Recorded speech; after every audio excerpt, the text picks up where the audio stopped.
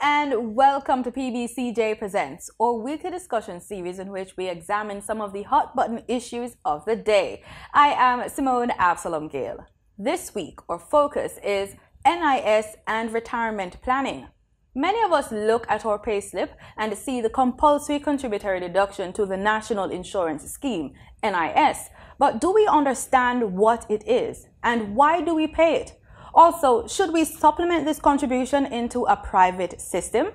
Joining us to discuss the topic is Portia Magnus, Director of National Insurance in the Ministry of Labour and Social Security, and Mr. Ainsworth Clacken from Sagicor, Lite, Jamaica. Thanks so much for agreeing to speak with us, ladies and gentlemen. Thank you for having me. All right, first up, let's explain what is NIS, Ms. Magnus. NIS really is social insurance, so it's a part of the social security system. It really is a social security program that offers a range of benefits to contributors and or dependents, and it covers the full gamut of the life cycle. So we describe it as providing benefits from the womb to the tomb. But in order to qualify for those benefits, you have to be registered in the first instance and contributing consistently. So it's really to get benefits. Is it mandatory for all Jamaicans to pay it? Not all Jamaicans, but Jamaicans 18 years and older who are in fact earning an income. So they have money coming in. And yes. At what age should we start to pay the NIS? Once you are over 18 and you begin to work, that is when you should begin contributing to the NIS. Even if I go overseas, can I continue to contribute? Yes, you may. But no, this is where there's a little technicality, because Jamaica has signed what we call reciprocal social security agreements with Canada, Quebec, the United Kingdom, and 12 other CARICOM countries. So if you are working in any of those territories, then you do not contribute to NIS in Jamaica. You only make contributions in the country in which you are working. However, if you go to a country where there's no reciprocal social security agreement with the government of Jamaica, then yes, you can continue contributing to the NIS here. All right, so what are the benefits of a contributor? What benefits can I get? Well, we have so many. So I'll begin, I'll take it from the womb and beyond the tomb. So in the first instance, there's what we call a maternity allowance, but this is only for domestic workers. And we also have a suite of what we call employment injury benefits. We have an invalidity pension, a retirement pension. Most persons know the retirement pension. We also have what we call dependent spouse allowance, which twins with the retirement benefit and invalidity pension. We have survivor's benefit for both adults and children up to 18 years. We also have NI Gold, which is health insurance. And we have our the funeral grant as well. What's the process like in signing up for the NIS? It's very simple, very simple. It's a short application form which basically collects personal details, your name, very important, your date of birth, because your NIS number is very a sensitive number, very intelligent number we call it, where it's linked to the year of birth and when you will qualify for certain benefits. So it's very simple, just a page, your contact details, an ID, and that's it. And do we have an office in every parish? In every parish, yes. Persons tend to call the office the NIS office. It's really an office of the Ministry of Labour and Social Security in every parish capital, but for Kingston and St. Andrew, there's only one office. All right, over to you now, Mr. Clacken. Sagicor Group offers products and services in areas of banking, insurance, investments, real estate, asset management, and retirement planning. Where in that do you provide your pension service? Retirement planning. Sagicor Life does most of the retirement planning for our clients. We are approved by the Financial Service Commission to offer these benefits to the public. So Sagicor Life normally takes care of that aspect of it.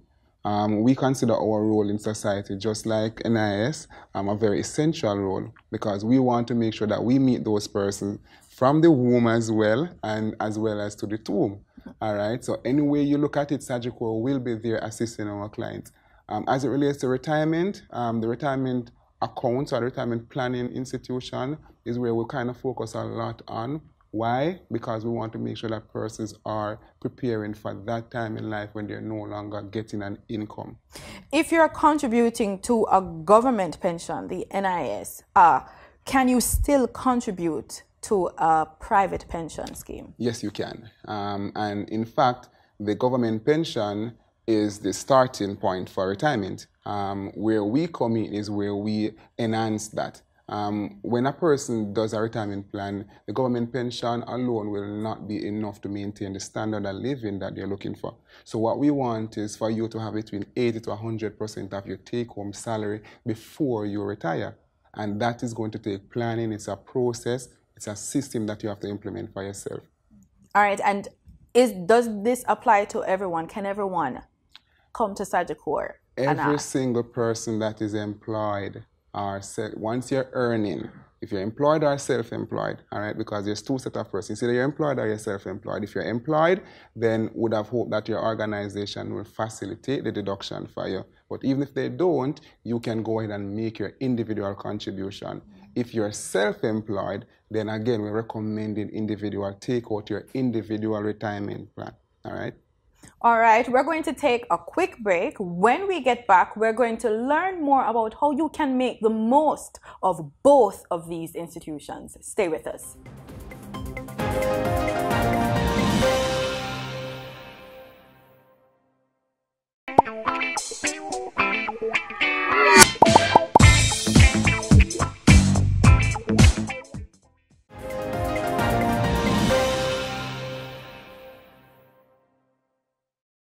Welcome back to PBCJ Presents. We're talking about NIS and retirement planning. With me on set is Miss Portia Magnus. She's from the NIS, and I have with me as well Ainsworth Clacken from Sagicor. All right, so what are some of the benefits of contributing to a pension retirement plan within Sagicor? All right, so generally, the fact that you're contributing towards, and we call it a superannuation fund or an approved retirement scheme, once you're contributing towards it, the very first benefit that you get, if it's the employer is making that withdrawal, is the tax break. Like, that's the very first thing an individual will recognize automatically. Tell us more about this tax break. You're allowed to contribute up to 20% if your employer is not making a contribution, but you're allowed to contribute up to 20% of your total remuneration. All right? So it means that 20% of your earning is going into an investment account for your retirement that will not be taxed at this moment. So automatically you'll see a reduction in the amount of income tax that you pay. So that's one of the first things. All right? You're putting away money that you cannot touch. We call it that you're putting lock and key on this money until you're 65, all right? Or until if you can apply for early retirement.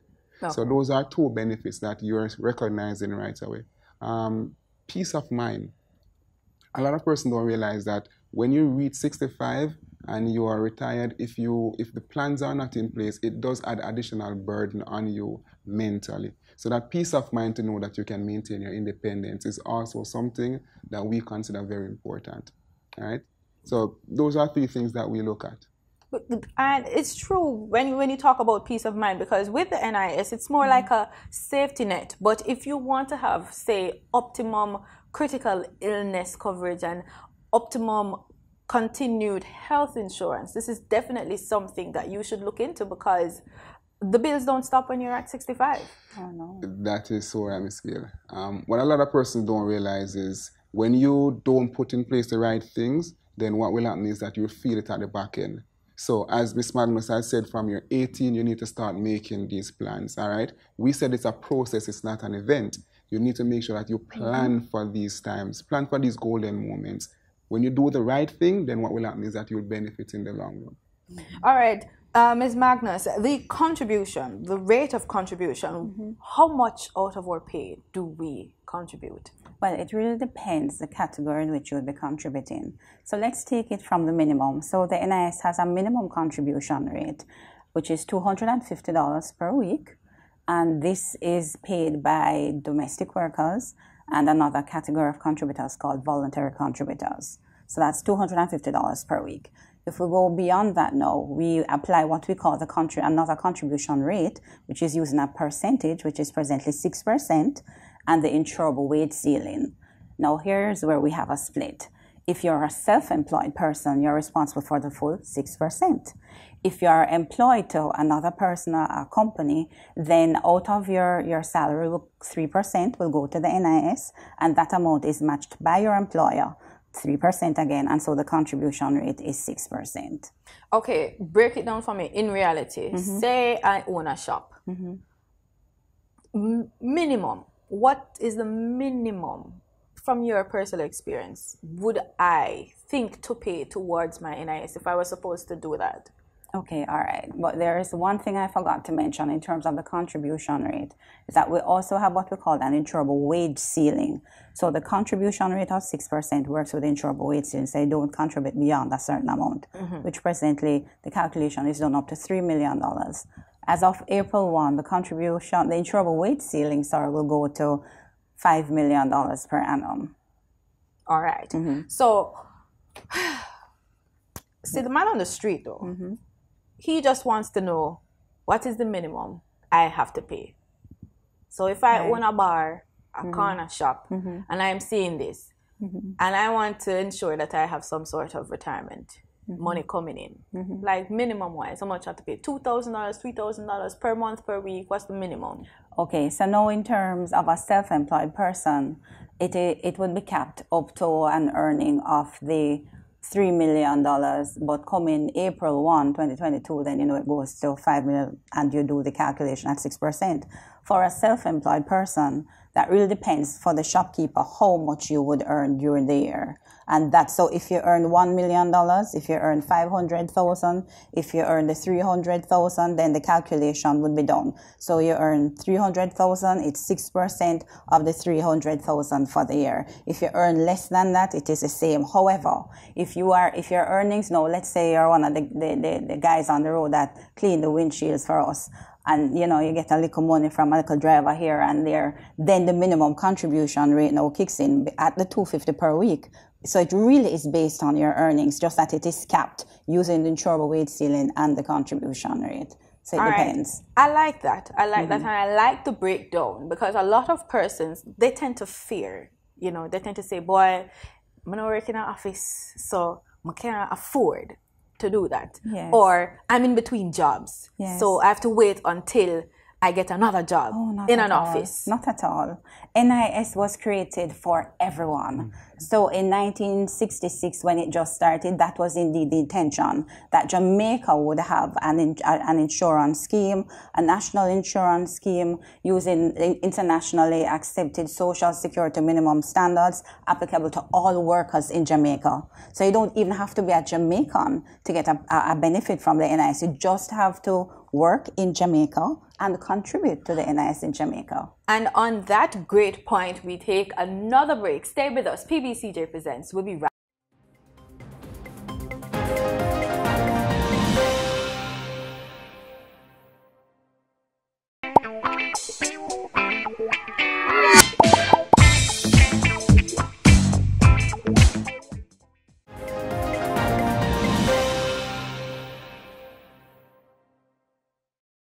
You're watching PBCJ Presents. Our topic this week, National Insurance and Retirement Planning. My special guest in studio, Ms. Portia Magnus, Director of National Insurance in the Ministry of Labour and Social Security, and Ainsworth Clacken from Sagicor. Let's talk about beneficiaries. First of all, NIS. Can I add beneficiaries to my NIS? No, I'm so sorry. NIS is not that type of insurance scheme. What it allows you to do, though, is your spouse will be a beneficiary. Let's say that the spouse passes on, then right away, then the spouse is considered for the widow's or widower's pension. In terms of children now, then your children, the children of the union, in a marriage, or it can be a common law union as well, then the children will can become eligible for the benefits if they're younger than 18. We also provide benefits to next of kin. So we do follow an order. First spouse, children younger than 18, and it will go to mother, depending on the type of benefit. How long do I have to be contributing for this benefit to kick in? All right. I'm going to assume you're referring to the retirement pension, since that is the one most persons are aware of. Okay. To qualify for the NIS pension, to be awarded the retirement pension, then you really need to be contributing consistently at For 10 full years contributions, which would amount to about 520 weeks, but you don't want to contribute just the minimum, because at the NIS we pay 3 different rates of pension. So if you only qualify for the minimum rate, then that is what we call a half rate pension. We want you to get to the full rate pension, which is where you're now contributing more than 39 years and up, full year. So that's a full 52 weeks every year. All right, Ainsworth, over to you. Can we add beneficiaries, and when does the benefit kick in? Right, so first and foremost, Sagicor normally recommend that there's a beneficiary on your retirement account. Because of how it is designed, it is protected against creditors. So you want the funds to go directly to who you want it to go to. So from the onset of onboarding a client, we normally ask them, who do you want to get these benefits if you should die, which is one of the benefits that are paid out. All right, so for death benefit, who gets that benefit? So yes, you can add beneficiaries on it. All right, the other benefits are disability benefit. The beneficiary would not be included in there at that point because no, you're collecting those benefits. And then for your old age benefit, which is the 3 ways you collect. So it's death, disability, or old age. Once any of those event occurs, then the benefits kicks in and you can collect the benefit. All right. What if I don't have any spouse and I don't have any children? What happens to my money? Well, it keeps rolling over because NIS is redistributive in nature. But in terms of the contributions you would have made, then there's also the funeral grant. And so the person who pays the funeral expense then can apply for the funeral grant. And so that will help to contribute to your funeral expense. So when I die, the rest of my money goes back to government, so to speak. Because what if I'm paying for 39 years and that person only gets the funeral grant? The rest of the money goes back into the government's coffers. That's what persons would believe. But because of the contribution rate to the National Insurance Scheme, and it was created so that it would be affordable by everyone, then invariably, once you are paid, depending on how much you would have contributed, invariably during the course of the pension payment life, you end up, in fact, getting more than you would have contributed. All right. What does that obtain in your instance, though? For us, there's a beneficiary. So whether it's a family member, a friend, an uncle, a niece, and you're putting someone that you want to get your benefit. So it doesn't have to be your family member. Because, you know, in Jamaica, sometimes it's the cousin that takes care of you and then the cousin that is always there for you. So you can choose who you want as the beneficiary on your account. Once we have that name and the benefits are supposed to be paid out, it will be paid out to that individual. It's interesting that you brought up death benefit because a lot of Jamaicans, they don't talk about that. They don't want to talk about what happens when I die. They keep saying, my kids will do it. But I'm personally of the belief that you have to plan for that. Do you offer any kind of services in regards to that? Most definitely. And again, Sagicor Life. So one of the first thing that we focus on is life insurance. A part of your entire portfolio should include life insurance, disability benefit, old age benefit, and your investment. I mean, from Sagicor, we call it the 4 cornerstone towards wealth creation. It's like this chair that we're sitting on. It has 4 legs. Each one of the legs have an essential role to play in your life. So if you're looking at disability benefit, when you become disabled, what do you want to happen? You make sure that you plan for that. What happens if I become old? Like the pension that takes care of that. Your life insurance is your nest egg. That is what is going to take care of your next generation. In the Bible, it says it, a good man leaveth an inheritance for his children's children. So that is what your life insurance does. So a part of the financial planning tool is to make sure that you have all of these 4 areas protected. So what happens if the inevitable happens? My parent dies. What's next? As a beneficiary, what's next? All right. So once you have if again we're going with pension or life insurance. Now, if you have a pension, then if your parents dies, then the benefits are paid out to whosoever the beneficiary is that your parents would have elected. Now, when you take out a life insurance policy and the parents dies, then the beneficiary on that life insurance policy is the one that gets the benefit. So there's 2 different, so you have the life insurance and the pension. All right, we want to make sure that person have both. All right, because planning for retirement, it's not just planning for old age. My mom retired at 55. All right, she was a young person. So what happens if she has not reached 65 as it and she retire? We need to plan for these instances. That's early retirement. What if my father or mother did not make proper plans for that? Can I plan towards, say, saving towards burying them because they did not make that? They did not make that plan. They did not make those things. Yes, you can. And we encourage children. So insurance work on the premise of insurable interest. So a parent have an insurable interest in their child. A child have an insurable interest in their parents. A husband have an insurable interest in his wife. All right, and vice versa. So once we can establish insurable interest, then naturally the child can take on an insurance on their parents. If that parent should die, then what will happen is that money will be paid to the child so that we take the embarrassment out of the family eyes. All right? You want to make sure that you can do at least the final thing. Let's go over to the government side. How much money is payable towards the younger generation if that pensioner dies? In terms of funeral expenses. When you say younger generation? The child of the pensioner. When the pensioner dies, can the child apply for a funeral grant, and about how much money? Is it what's the process, and is it calculated, or is it just one general boom money you get? Assistance? There's one funeral grant. I defined the funeral grant of $90,000. The process is fairly simple. Again, our application forms are very user friendly, and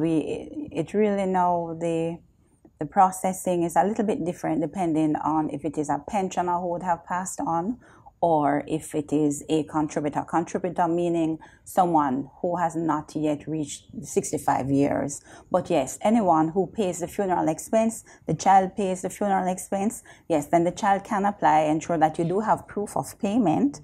And we also have persons who would have paid the funeral expense, but elect to give the grant to another person. So that is also possible. And we also have the facility in place that the funds can go directly to a funeral home instead of the money going to you and then you pay in the funeral home. So yes, anyone who pays the funeral expense. What other issues that you're facing or opportunities that we can look forward to with the NIS? Because a lot of persons don't know the benefits, the basic benefits, the rights as Jamaicans that they have. What is new coming up? You would have heard of the talk of unemployment insurance, especially with COVID-19. It really became a topic of discussion with so many Jamaicans losing their jobs and needing income coming in, especially at that time. And so that is a benefit that the government is really exploring now. And so more will come on unemployment insurance, and the intention is that it will be provided to Jamaican workers in the future. From the side, apart from unemployment insurance, for the NIS, we have been taking measures to automate our services. We tried once, we had some hiccup there, one of our benefits, but so wheel and come again. We're going to wheel and come again because we want to take more and more of our services online. Now, this is not to say Jamaicans who don't have access to the internet are going to be left out, not at all.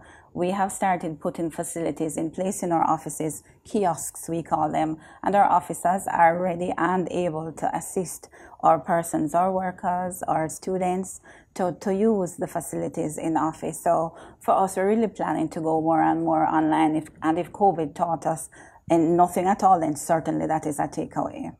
That's true. And speaking of the challenges of COVID, in general, though, I've heard of cases of fraud happening where persons try to continue to get the benefit of the person, the pensioner, even if the pensioner dies. Right. What are you guys doing to stem that? Okay. So there are two things that we have. One, you would have noticed a life certificate, because you have a pensioner in your family. Yes, I have several pensioners in my family. The life certificate has been coming out. But for persons who don't know. Right, so there's the life certificate, and this requires now a pensioner ever so often to complete the life certificate by signing, having it notarized, and then it comes back into the office. So we use that as a way of saying, okay, yes, the pensioner is alive, we continue the payment. If you don't submit the life certificate by a certain time, then we suspend all future payments, and it will not resume until we get another life certificate. Has that been working? Yes, it has. it really has been working. And it's more automated. So before we had a card, now we have a machine-readable life certificate. So we just scan it and the system is updated to say, yes, continue payment, and then the payment continues. But apart from the life certificate, every few years, we also do what we call a re-verification exercise. And now this is where our officers go into the field. Thank God during COVID we did not need to do one. So we have the life certificates working. But it's complemented with a re-verification exercise where our officers do go out into the field to the mailing addresses to check to ensure that the pensioners are still alive. And if not found, then we suspend all payments. All right, thank you so much. That's all the time we have on this episode of PBCJ Presents. Thanks so very much for coming out and giving us this valuable information. Hopefully, the Jamaicans will take this and run with it. How do we contact you? Quickly. How do we contact the NIS? Do you have a website? Call? Yes, at the ministry's website, Ministry of Labour and Social Security, www.mlss.gov.jm. But if you just type in Ministry of Labour and Social Security Jamaica, it will come up. So that's the easiest way to get us, or any NIS office in any parish. Ainsworth? Well, for me, I am a personal financial advisor. So if you want that personalized attention as it relates to your retirement planning, then we're going to be focusing on you. You're number one in our life. Do we just go to the Sagicor website and Sagicor has its website there. You can go to the Sagicor website and you can type in retirement planning. There is a calculator there that can give a little working out. But again, you want that personalized attention. All right, you want somebody to sit down with you and work it. As I started off by saying, it is a process, not an event. All right, and with that, we close. Thank you so much for joining us on PBCJ Presents.